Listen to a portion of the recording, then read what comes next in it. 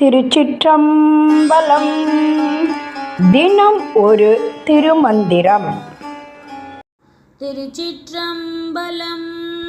பின்னை நின்றென்னே பிறவி பெறுவது முன்னே நன்றாக முயல்தவம் செய்கில என்னை நன்றாக இறைவன் படைத்தனன் தன்னை நன்றாக தமிழ் செய்யுமாறே. திருச்சிற்றம்பலம். திருச்சிற்றம்பலம். பின்னே நின்று என்னே பிறவி பெறுவது என்று தொடங்கும் திருமந்திர பாடலை இப்பொழுது காணலாமா? பின்னே நின்று என்னே பிறவி பெறுவது, அதாவது இறைவனை வணங்காமல் காலத்தை கடத்திவிட்டு பிறகு வருத்தப்பட்டு மீண்டும் மீண்டும் இந்த உலகத்தில் பிறவி எடுப்பதில் என்னதான் பயன் இருக்கிறது? முன்னே நன்றாக முயல்தவம் செய்திலீர்.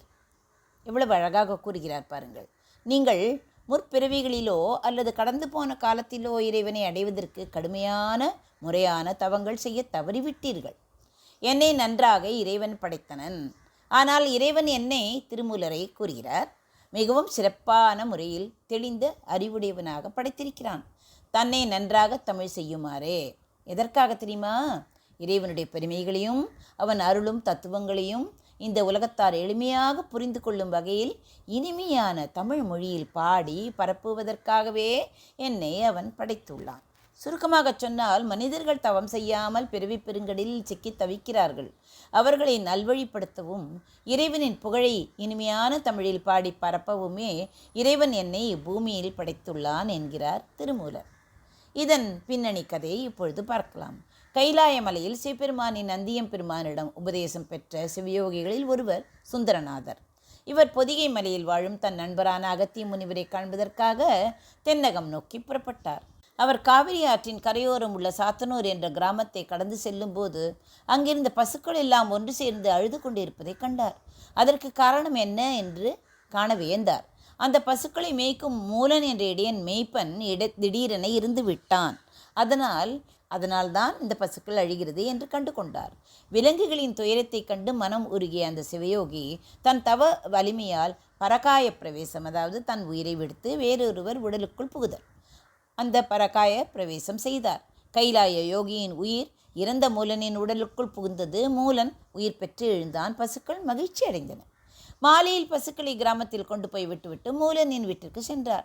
ஆனால் அவர் ஞான நிலையில் இருந்ததினால் மூலனின் மனைவியை தொட மறுத்து ஊர் பொது மடத்தில் சென்று அமர்ந்து கொண்டார். யோகியின் உடலை அவர் தேடி பார்த்தபோது அது மறைந்திருந்தது.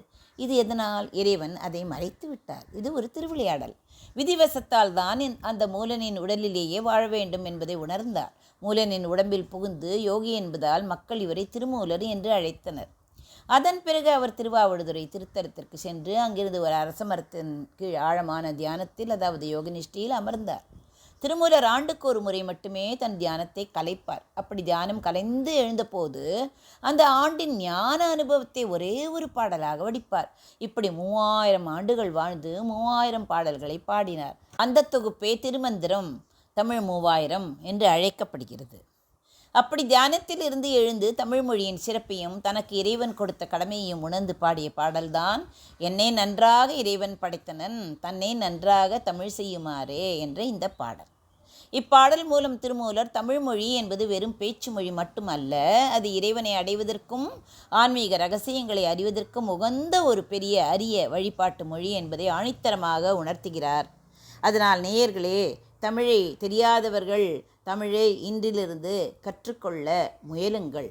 பின்னே நின்று என்னை பிறவி பெறுவது முன்னே நன்றாக முயல்தவம் செய்திலீர்.